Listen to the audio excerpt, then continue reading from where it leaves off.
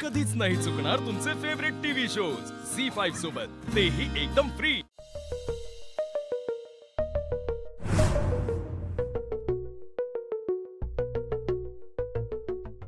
Akshara phone का उचलत नाहीये? काय हो मोठे मालक, काय झालं? कुठे काय? नाही म्हणजे लई टेन्शन मध्ये दिसताय, कुणाला मागाधरनं फोन करताय हो? मी कुणालाही फोन करेन, तुझा काय संबंध आहे? ते करा हो तुम्ही, आम्हाला काय प्रॉब्लेम नाही, पण मग तुमचा चेहरा असा का झालाय हो? चेहरा असा झालाय म्हणजे एरेंडल पिल्यावानी? तू समोर आलीस ना, आणखी कसा होणार? लई आनंद झाला आहे ऐकून। आनंद होण्यासारखं काही बोललेलो नाहीये मी। तसं नाही हो, पण आमच्या येण्यानं अजून भी तुम्हाला फरक पडतोय हे ऐकून लई आनंद झालाय। तुझ्या असण्यामुळे तर वाटोळ झालंय माझ्या घराचं। ते काय आमच्या असण्यामुळे नाही झालं, मग कशामुळे झालं? तुमच्या हट्टामुळे झालंय।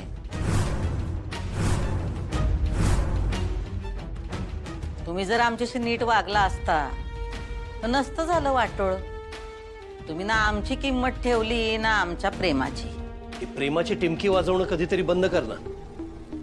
तू जे वागतेस माझ्याशी त्याला प्रेम समजत असेल ना तर मूर्ख आहेस तू। आम्ही मूर्ख होतो म्हणून तुमच्यावर प्रेम केलं, नाहीतर राज्य केलं असतं। राज्य तर करतेस ना, चांगली जुलमी राजवट चालू आहे तुझी। तू काय वागतेस ते मला कळत नाही असं समजू नकोस। हे समजत थांबलं असतं, तुम्ही जरा समंजसपणा दाखविला असतात तर, पण नाही, तुम्ही आम्हाला लाथाडलत, त्याचीच फळं आहेत ही। अरे बाबा जातो संध्याकाळी। संध्याकाळी नाही, आत्ता जा। आधीच खूप उशीर झाला, आता जास्त उशीर करू नका तुम्ही। असं का काय तुम्ही काय येडा उचललाय का काय? कसला? आमच्या दोघांची भेड घालून द्यायचीच असं? हो, हवं तर तसंच समजा। वहिनी जोवर घरी येत नाही ना तोवर माघार नाही। तुम्ही जा बरं भाऊजी, तुमच्या ना डोक्यावर बसल्याशिवाय तुम्ही जाणार नाही हे माहित होतं मला। अहो, तुम्ही सगळे नवरे सारखेच असता, कुठलंही काम सांगितलं तर लगेच करणारच नाही। आज करतो, उद्या करतो, मग करतो, संध्याकाळी करतो असं बोलता आणि सगळी कामं पेंडिंग ठेवता। ते काय नाही, आज तुमचा आणि वहिनीचा विषय मार्गी लागलाच पाहिजे। आज भांडण मिटलंच पाहिजे हा भाऊजी। मिटलंच पाहिजे। काय करतोयस? तुम्ही ना कधी कुठलं काम तुमच्या डोक्यावर बसल्याशिवाय करतच नाही भाऊजी। आजच जायचं, अजिबात टाळायचं नाही भाऊजी। जातो थांबा, आजीचा फोन आला तेव्हा। हा, 16 वर्षाची खंदी कार्यकर्ती, बोल। गप गुमान सांगते ती ऐक। काय सांग तर? गाडी काढ आणि काय नाही, गाडी डायरेक्ट सुनबाईच्या घरला घेऊन जा, बोल तिच्याशी, भांडण मिटव, तिला गाडीत बसव आणि डायरेक्ट घरी घेऊन ये। काय हे बस झालं रे आता? हे घरची लक्ष्मी घरला परत यायला पाहिजे। अगं सगळ्यांनी फैसला ऑन द स्पॉट केलाय का काय? काय तेच मास्तरीन बाईसने घराकडे घेऊन यायचं। हा मग काय तर, किती दिवस पोरीला माहेरी ठेवायचं? अरे बरं दिसत नाही हे? नवरा बायकोचं भांडण एवढं वाढवायचं नसतं, थोडक्यात गोडी असते, विषय थोडक्यात संपवायचा। तू काय म्हणतोस ते विषय हार्ड करायचा नसतो या। अगं कळतंय मला। हा कळतंय, पण वळत नाही। जा आता, लय विचार करत बसू नको, तिची माफी माग, तिला म्हणो आणि लवकर घरला परत घेऊन ये। जा जा, येळ काढू नकोस, ठेवते मी फोन। काय झालं भाऊजी? काय तुमचं जे म्हणणं आहे तेच आजीचं बी आहे। सगळ्यासनी असंच वाटतंय मास्तरीन बाईसने घराकडे घेऊन यावं। आम्हा सगळ्यांना तर वाटतंच आहे, पण तुम्हालाही वाटतं ना वहिनींनी घरी यावं ते? बरं ओंकार, मी निघते, मला उशीर होतोय।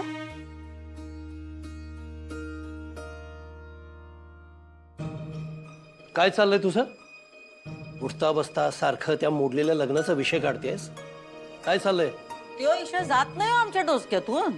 मांडवा पातूर आलेलं लग्न आमचं मोडलं, आम्हाला त्रास होणारच। तू कसला त्रास करून घेतेस? तू त्रास देतेस दुसऱ्यांना, आणि आताही तुला मला त्रास द्यायचा आहे म्हणून सारखा विषय काढतेस ना तो। पण तुला एक गोष्ट सांगून ठेवतोय, तू कितीही वेळा तो विषय काढलास ना तरी माझ्यावर काही परिणाम होणार नाही। माझं नशीब चांगलं होतं म्हणून वाचलो तुझ्या तावडीतनं मी। तुम्ही कसले वाचताय हो?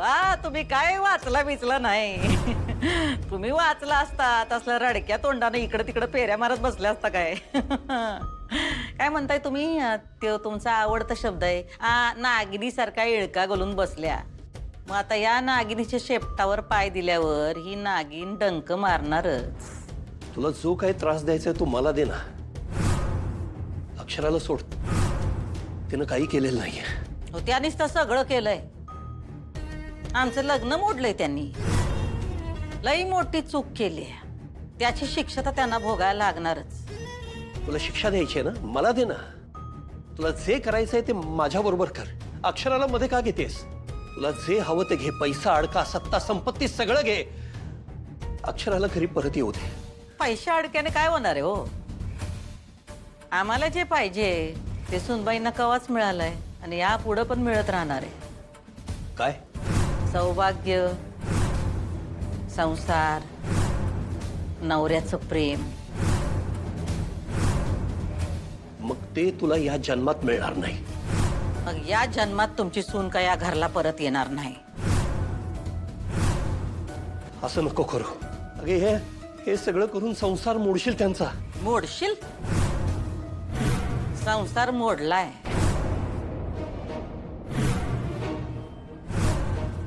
हे बघा नोटीस घटस्फोटाची. तुमच्या लाडक्या सूनबाईंनी पाठवली आहे. त्यांना वेगळं व्हायचंय.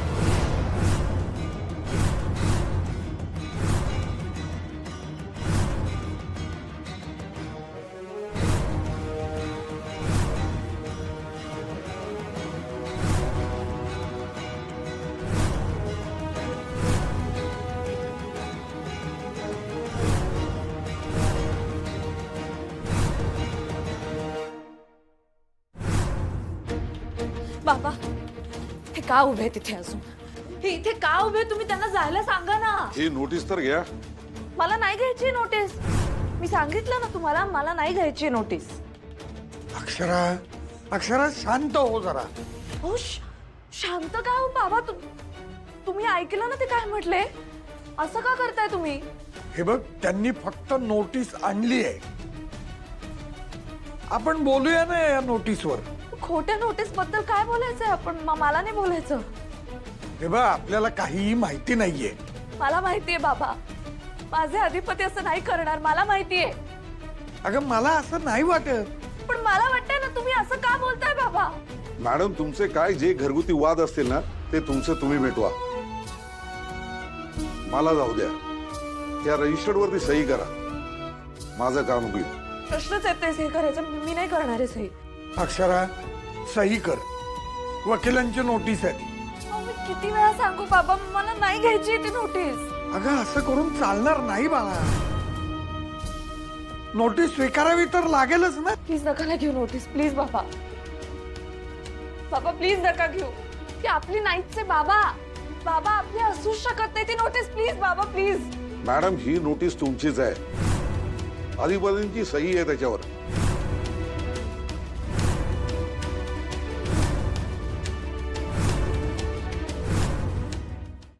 झी5 ॲप डाउनलोड करा आणि पहा सर्व एपिसोड्स एकदम फ्री.